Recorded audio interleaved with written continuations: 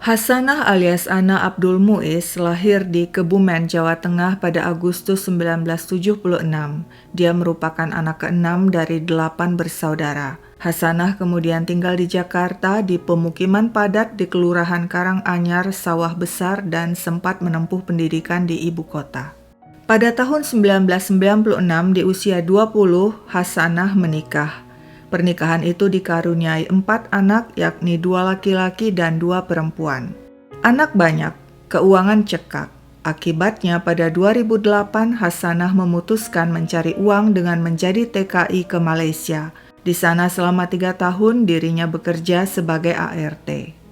Pada 2011 setelah 15 tahun berumah tangga, pernikahan Hasanah bubar. Dia sempat mencoba berjualan makanan di Jakarta, tapi usaha itu gagal, uangnya habis.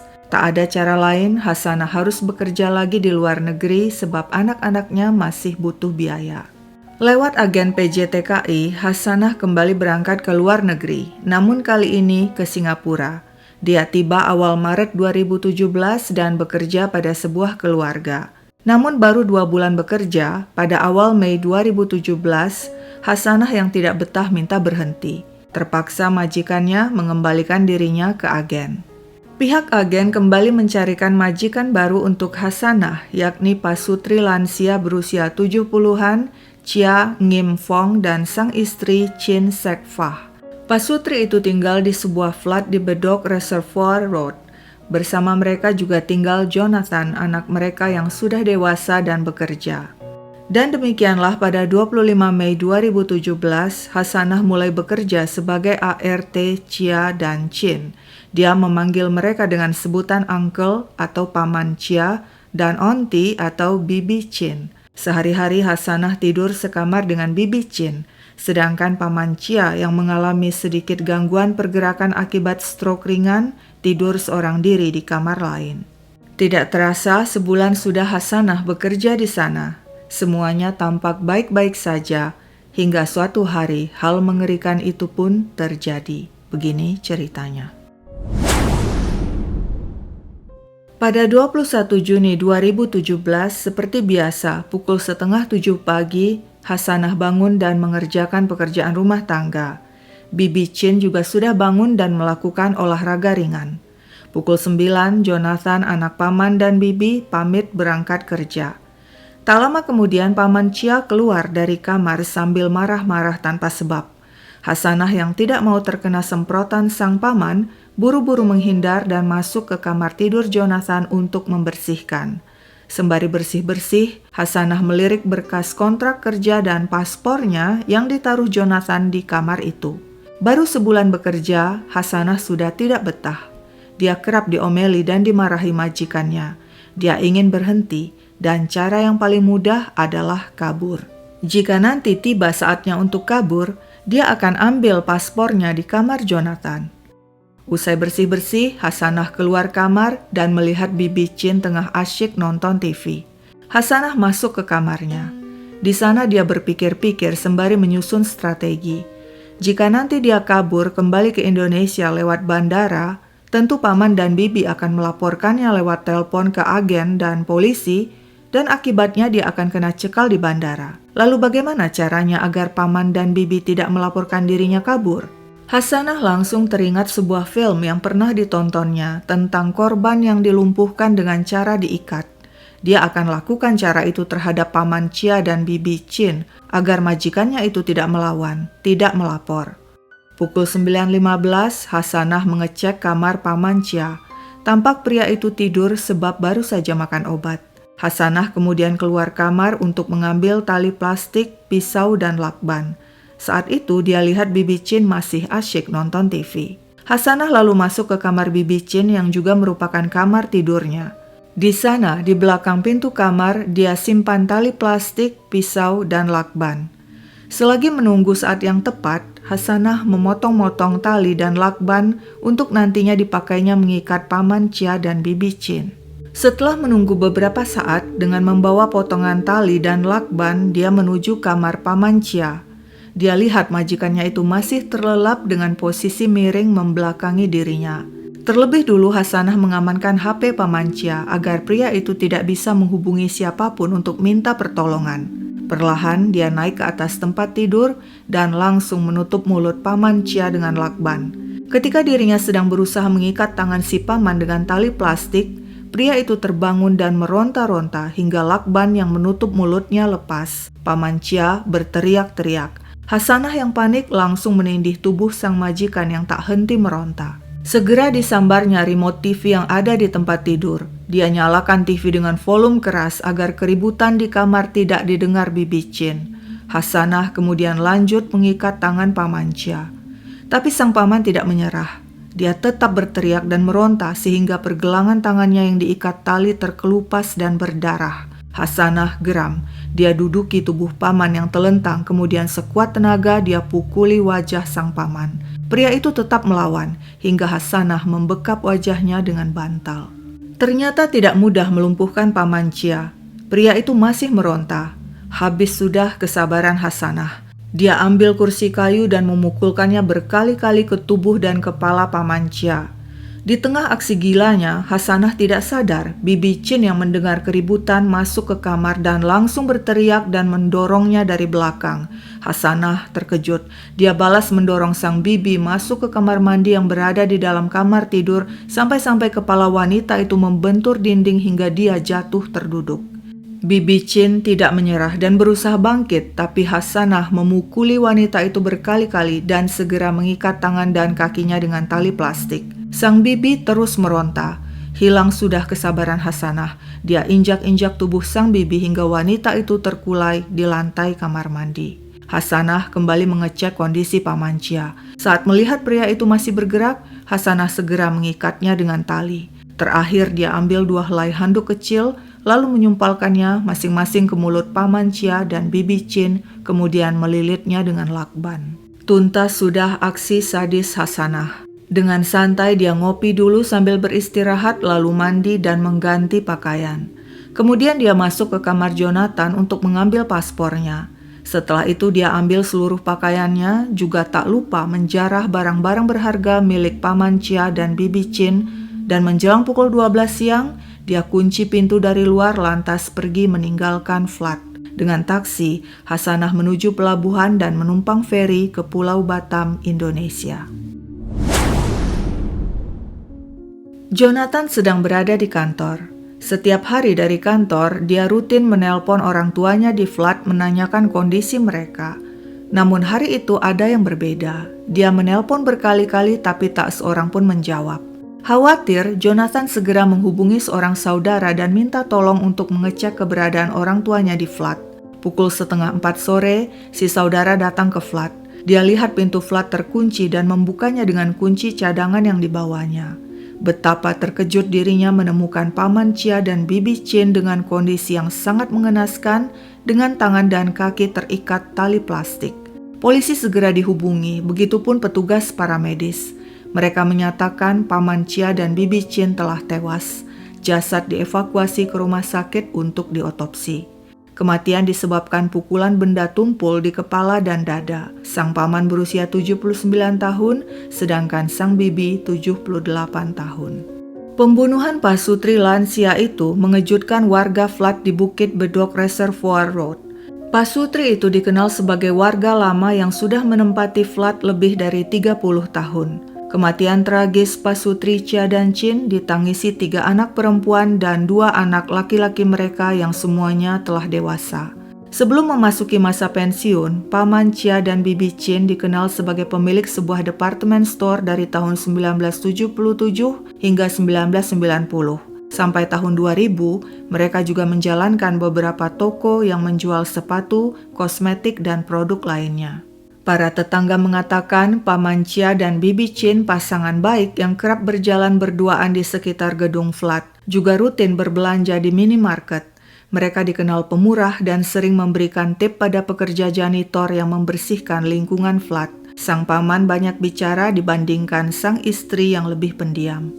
Kasus pembunuhan Pak Sutri lansia, Chia dan Chin segera ditangani polisi Singapura.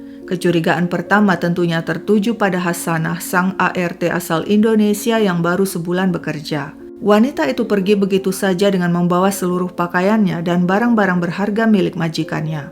Polisi mengecek setiap titik keluar dari Singapura, dan mereka menemukan informasi Hasanah meninggalkan Singapura dengan feri dari Harbourfront Center. Pelabuhan itu menyediakan layanan penyeberangan dari Singapura menuju beberapa kawasan Kepulauan Riau, termasuk Pulau Batam dan Bintan.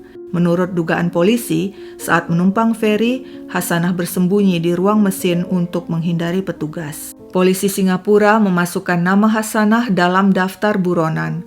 Mereka juga mengontak kepolisian Indonesia dan menyampaikan aksi pembunuhan yang dilakukan Hasanah di Singapura yang telah melarikan diri ke Indonesia. Kepolisian Indonesia langsung bergerak memburu Hasanah. Pada saat yang sama, berita tentang aksi pembunuhan yang dilakukan Hasanah diberitakan media online di Indonesia dan Singapura. Sementara itu, setiba di Pulau Batam dengan menumpang feri, Hasanah melanjutkan perjalanan ke Jambi. Di sana, dia menginap di sebuah hotel di daerah Kuala Tungkal. Hatinya tidak tenang. Selama 3 hari dia rutin mengunjungi sebuah warnet dan bolak-balik mencari tahu berita di internet tentang pembunuhan Pasutri Lansia di Bedok Reservoir Road, Singapura. Dia tidak tahu gerak-geriknya diperhatikan orang. Setiap hari warnet dipenuhi laki-laki baik remaja maupun para pemuda yang bermain game. Sebab itu kehadiran Hasanah, seorang emak-emak, agak mencolok. Pemilik warnet memperhatikan setiap datang Hasanah selalu menggunakan internet untuk mencari berita tertentu. 2 pengunjung rutin warnet yakni Haryanto dan Tommy juga memperhatikan gerak-gerik Hasanah. Setiap datang ke warnet, wanita itu selalu mencari berita tentang pembunuhan di Singapura. Kebetulan Haryanto dan Tommy juga membaca di internet berita tentang pembunuhan lansia di Singapura yang dilakukan warga Indonesia yang kini jadi buronan polisi. Mereka curiga melihat Hasanah, terlebih ketika wanita itu curhat pada mereka bahwa dirinya telah melakukan dosa besar dan ingin masuk pesantren guna menebus dosa-dosanya. Namun puncaknya adalah ketika Haryanto dan Tommy mendengar Hasanah berbicara lewat HP dengan seseorang dan mengatakan dirinya telah membunuh 2 orang. Haryanto dan Tommy pun segera melaporkan hal itu kepada polisi. Dan demikianlah seminggu setelah kejadian pembunuhan di Singapura, polisi Indonesia akhirnya berhasil meringkus Hasanah di kamar nomor 102 di hotel di Kuala Tungkal, Jambi. Di kamar itu polisi berhasil menemukan KTP dan paspor atas nama Hasanah, serta uang tunai dan barang-barang curian milik majikannya. Nah, sekarang bagaimana kelanjutannya? Apakah Hasanah diekstradisi ke Singapura untuk diadili di sana? Tidak. Sebenarnya perjanjian ekstradisi antara Indonesia dan Singapura sudah ditandatangani pada tahun 2007. Tapi hingga tahun 2017 pada saat ditangkapnya Hasanah, perjanjian itu belum diratifikasi oleh DPR RI. Akibatnya, Hasanah tidak diekstradisi ke Singapura, sebaliknya wanita itu diadili di tanah air. Sidang kasus pembunuhan Paman Chia dan Bibi Chin warga Singapura yang dilakukan Hasanah warga Indonesia digelar di Pengadilan Negeri Jakarta Pusat. Menurut pengakuan Hasanah, dia tidak berniat membunuh Paman Chia dan Bibi Chin. Dia hanya ingin melumpuhkan mereka agar dirinya bisa kabur. Hasanah mengaku saat dia meninggalkan flat, Paman Chia dan Bibi Chin masih bergerak dan mengeluarkan suara mengorok. Saat itu dirinya meninggalkan flat menjelang pukul 12 siang. Dan petugas paramedis menyatakan kedua korban diperkirakan meninggal menjelang pukul 4 sore. Apa sebenarnya motif yang melatar belakangi aksi brutal Hasanah? Sebelum kejadian, menurut Hasanah, Bibi Chin marah-marah dan berkata padanya, "Stupid Indonesia teroris ada gun," yang artinya kurang lebih Indonesia bodoh teroris punya senpi. Hasanah tersinggung lalu menjawab, "Saya mah enggak, saya cuma kuli, jangan bawa-bawa negara." Hasanah sakit hati akibat perkataan majikannya itu. Terlebih selama sebulan bekerja, menurutnya majikannya kerap memarahinya dan komplain karena pekerjaannya tidak ada yang beres. Hal itulah yang mendorongnya kabur dari flat dengan terlebih dulu melumpuhkan majikannya. Namun seperti yang sudah disebutkan di awal cerita, Hasanah juga punya track record yang dipertanyakan. Sebelum bekerja pada Paman Chia dan Bibi Chin, dia sudah pernah bekerja pada keluarga lain di Singapura. Dan baru 2 bulan bekerja, dia tidak betah karena majikannya cerewet, suka marah-marah. Hasanah minta berhenti, tapi majikannya menolak. Akibatnya, Hasanah mengancam akan bundir dengan melompat dari balkon. Majikannya yang ketakutan akhirnya mengembalikan Hasanah ke agen. Lalu timbul pertanyaan lainnya. Mengapa Hasanah mencuri begitu banyak barang milik majikannya? Kepada majelis hakim, Hasanah mengatakan karena dia tidak punya uang dan membutuhkan barang-barang itu untuk nantinya dijual di Indonesia. Di persidangan disebutkan, barang-barang yang dicuri Hasanah antara lain kacamata merek Ray-Ban seharga 2 jutaan, 4 buah jam tangan senilai total 5 juta, sebuah laptop beserta keyboard senilai 10 juta, 2 dompet seharga 1 juta, cincin giok seharga 1 juta, tas senilai 1,5 juta, 2 iPhone senilai 20 juta, serta uang tunai dari berbagai negara sekitar 5 juta. Setelah melewati serangkaian persidangan, Majelis Hakim Pengadilan Negeri Jakarta Pusat akhirnya menyatakan Hasanah terbukti melakukan pembunuhan berencana dan menjatuhkan vonis penjara seumur hidup padanya. Hasanah mengajukan banding. Nah, di tingkat banding, Pengadilan Tinggi DKI Jakarta tidak sependapat dengan lamanya hukuman yang dijatuhkan Pengadilan Negeri Jakarta, yakni penjara seumur hidup. Menurut Majelis Hakim Pengadilan Tinggi, hukuman tersebut terlalu berat dan perlu dikurangi. Alasannya, Hasanah mempunyai tanggungan 4 anak yang belum dewasa dan belum pernah dihukum, sehingga dianggap bisa memperbaiki diri. Selain itu, kedua korban yakni Paman Chia dan Bibi Chin berusia lanjut dan memiliki kondisi fisik lemah yang bisa mengakibatkan kematian. Meskipun terdapat trauma akibat benda tumpul dan Hasanah menutup mulut juga mengikat kaki serta tangan korban, namun dia tidak menutup hidung korban. Dengan pertimbangan itu, Majelis Hakim mengubah vonis Hasanah dari penjara seumur hidup menjadi penjara 20 tahun. Hasanah tidak puas dan mengajukan kasasi, namun ditolak. Kejadian tragis yang menimpa pasutri lansia Chia dan Chin menimbulkan penyesalan yang sangat mendalam bagi anak Chia dan Chin serta anak baptis pasangan itu. Mengapa? Sebab agen ART yang mempekerjakan Hasanah adalah milik putra pasangan Chia dan Chin. Anak baptis mereka juga bekerja di sana. Sang anak baptis menyesal dan menyalahkan dirinya sebab menurutnya secara tidak langsung dialah yang menyebabkan tewasnya Paman Chia dan Bibi Chin dengan mempekerjakan Hasanah sebagai ART mereka. Sekian dulu ceritaku, sampai jumpa kapan-kapan.